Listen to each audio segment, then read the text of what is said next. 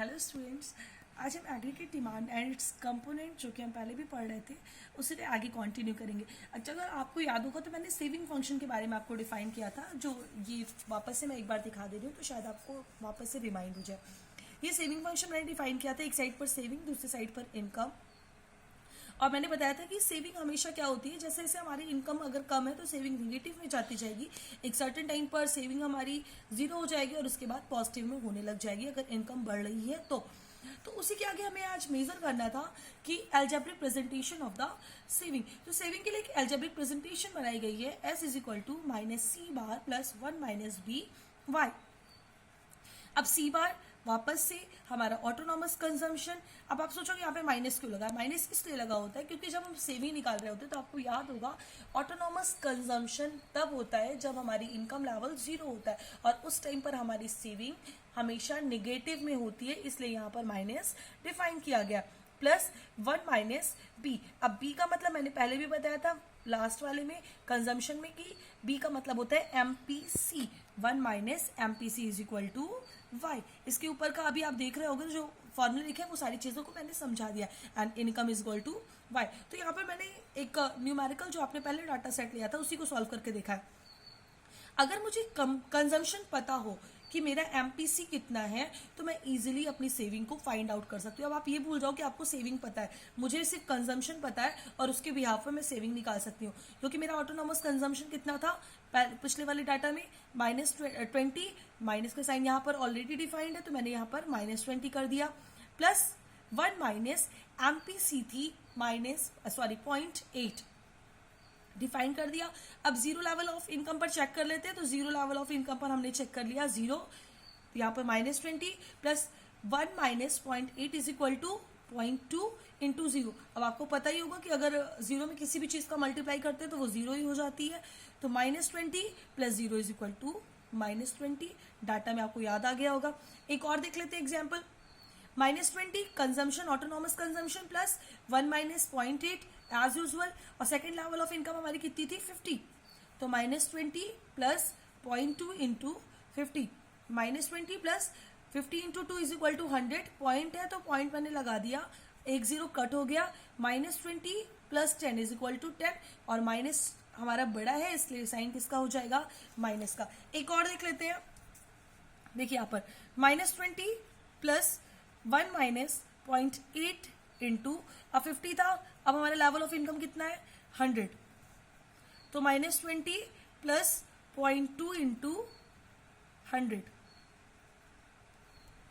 हो गया, -20 प्लस यहाँ पे क्या है 0.2 into 100 is equal to 200, point लगा दिया 1 के बाद, -20 प्लस 20 इज इक्वल टू 0।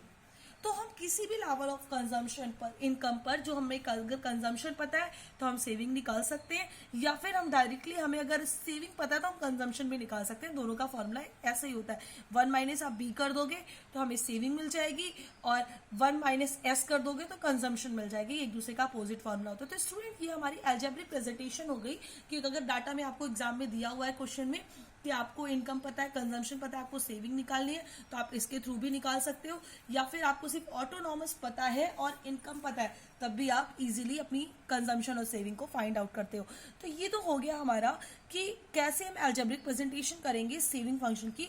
अब हम बात कर लेते हैं कि कैसे हम दोनों को एक साथ डेरिवेशन दिखाते हैं, सी फंक्शंस का और एस फंक्शन का, क्योंकि वो बहुत ज्यादा इंपॉर्टेंट है। तो अब इसको देख लेते हैं, derivation of S function from C function. हमारा एस फंक्शन और सी फंक्शन का डेरिवेशन, ये मैंने दो डाटा बना रखे हैं, दोनों डाटा आपने देख रखे हैं पहले से।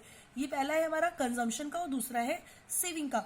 मैंने कंजम्पशन पे एक ही तरह दोनों ही डिफाइन किया है, 20, 40, 60, 80, 100, 120, 140 एंड 160। और यहाँ पर मैंने इनकम डिफाइन किया है 50, 100 एंड 150। इसी तरह नीचे वाला देख लेते हैं सेविंग फंक्शन का, क्योंकि सेविंग माइनस से स्टार्ट होती है इसलिए मैंने ऊपर तो 160 तक रखा है जीरो से, लेकिन नीचे भी दो डाटा बना रखे हैं जिसमें मैंने 20 डिफाइन किया और -10 डिफाइन किया। इधर मैंने इनकम सेम रखा हुआ है। डाटा सेट हमारा पुराना ही वाला है स्टूडेंट, मैं बार बार वही डाटा सेट ले रही हूँ जिससे कि आप कंफ्यूज नहीं हो कि हर बार एक अलग चीज मिल जा रही। जो मैंने पहले लिया है डाटा वही डाटा मैं बार बार यूज कर रही हूँ। यहाँ पर देखिए, जीरो हमारी income, consumption 20 autonomous, 50 income, consumption 60, 100 में 100, 150 में 140। अब हमारा क्या है, delta C upon delta Y, जो कि एमपीसी को शो करता है। 40/50 is equal to MPC is equal to 0.8। Same thing यहाँ पर भी y का अभी फॉर्मूला था y is equal to C plus S, तो मैंने s is equal to Y minus C कर दिया है।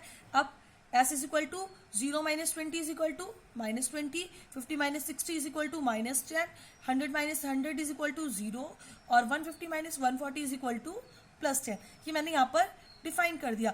अब इसके बाद यहाँ पर एक और फॉर्मूला लिखा हुआ है M P S is equal to 1 minus M P C. तो हम चाहे ऐसे डिफाइन कर दें या फिर delta S upon delta Y करके डिफाइन कर दें, दोनों ही तरीका है। तो एमपीएस मैंने कर दिया 1 माइनस 0.8 इज इक्वल टू 0.2। अगर आप चाहो इस फॉर्मूले से रखो, नहीं तो वापस से आप सेविंग फंक्शन का delta S upon delta Y करोगे तो भी सेम ही आंसर आता जाएगा। अब बेसिक हमें ध्यान देना है इस ग्राफ के ऊपर, इस बीच में जो ग्राफ बना है उस पर ध्यान देना है। मैंने स्टार्टिंग बताया था कि इनकम हमारा चाहे जो भी होती है, लेकिन हम हमेशा उसे 45 डिग्री पर डिनोट करते हैं। तो मैंने 45 डिग्री पर एक इनकम का कॉलम बना दिया। वापस से जब हमारी इनकम 0 थी, हमारा ऑटोनॉमस कंजम्पशन था 20, तो 20 से मैंने स्टार्ट किया। फिर मेरी इनकम बढ़कर 50 हो गई, तो मेरा कंजम्पशन कितना हुआ 60। यानी एक लाइन यहाँ पर हम डिफाइन कर सकते हैं, वो मैंने किया नहीं है, लेकिन आप चाहो तो डिफाइन कर लो। ये लाइन मैंने यहाँ पर डिफाइन कर दिया। फिर थर्ड 100 पर कंजम्पशन भी 100। तो जहां पर मेरा कंजम्पशन और इनकम एक दूसरे के बराबर हो जाता है, where the C is equal to, तो जहां पर हमारी ये सी लाइन वाई को कट कर रही है, यानी कि C is equal to Y है, वही हमारा ब्रेक इवन पॉइंट है। अब आप यहाँ पे ध्यान से देखो, जो ब्रेक इवन पॉइंट है वहां पर मैंने मेजर करते हुए एक लाइन नीचे भी ड्रॉ करी है, जो मेरी सेविंग फंक्शन पर आ रही है, और इस कहाँ पर क्रॉस कर रही है, जहाँ पे मेरी इनकम 100 है। तो इसका मतलब ये है कि जैसे ही मेरी 100 इज इक्वल टू, यानी कि C is equal to Y होता है, वैसे ही मेरी सेविंग कितनी हो रही है 0। इस डाटा को तो आप समझ ही चुके होंगे कि जब मेरी 0 इनकम थी, मेरा सेविंग कितनी थी -20, हमने पिछले डाटा में पढ़ रखा है। जैसे मेरी इनकम 50 हुई, मेरा जो सेविंग है -10 हो गई, यानी कि सेविंग थोड़ी सी सही हो गई। और जैसे मेरी और इनकम बढ़ गई, मेरी सेविंग 0 हो गई। इसके बाद मेरी सेविंग प्लस में आने लगी, यानी कि +10 हो गई। तो जिस लेवल पर ये भी ब्रेक इवन पॉइंट है, वो भी ब्रेक इवन पॉइंट है, जिस लेवल पर हमारी consumption is equal to income हो जाए, वही हमारी सेविंग 0 हो जाती है। अब इसको दोनों को एक साथ में डिस्क्राइब कर दे रही हूँ कैसे क्या है। सबसे पहले जब हम ऑटोनॉमस कंजम्पशन करते हैं, तब हमारी सेविंग माइनस में होती है, ठीक। अब इसके बाद जैसे हमारी इनकम बढ़ी, हमने कंजम्पशन ज्यादा कर लिया अपनी इनकम से, हमारी सेविंग फिर भी किस में गई, माइनस में गई। लेकिन जैसे ही मेरा इनकम और कंजम्पशन दोनों इक्वल हो गया, मुझे एक ब्रेक इवन पॉइंट मिल गया, इट मीन्स सेविंग मेरी 0 हो गई। एंड लास्ट, जब मेरी इनकम ज्यादा है और एक्सपेंडिचर यानी कि कंजम्पशन मेरा कम है, उस लेवल पे मेरी सेविंग पॉजिटिव में चली गई। ये आप देख रहे होगे, ये प्लस हमारा 10 है, यहाँ पे मैंने मेजर भी किया +10। तो ये पॉइंट हमारा स्टूडेंट एक साथ ही बनना जरूरी होता है, तभी आप डेरिवेशंस दिखा सकते हो कि कैसे हम सी फंक्शन और एस फंक्शन को एक साथ करके ब्रेक इवन पॉइंट्स को क्लियर करते हैं कि ब्रेक इवन पॉइंट दोनों पे सेम ही होता है। तो जब भी हम बात करें तो ये दोनों फंक्शन, अगर डेरिवेशन की बात आए तो आपको इसी तरह से ड्रॉ करना पड़ेगा। थोड़ा सा डिफिकल्ट है, बट आप स्केल से अगर करोगे तो ये ड्रॉ इजीली हो जाएगा। और ये हमारी किसी भी पर्सन की या फिर किसी भी चीज़ की कितनी कंजम्पशन हो रही है, कितनी सेविंग हो रही है, इन दोनों चीज़ों को शो करता है। तो स्टूडेंट सी हमारा हो गया break even point, derivation from the S function from C function, हमने एस फंक्शन भी पढ़ लिया, सी फंक्शन भी पढ़ लिया, डेरिवेशंस भी पढ़ लिया, सबके ग्राफ भी देख लिए। अब इसके आगे का नेक्स्ट वीडियो में। Okay, thank you class.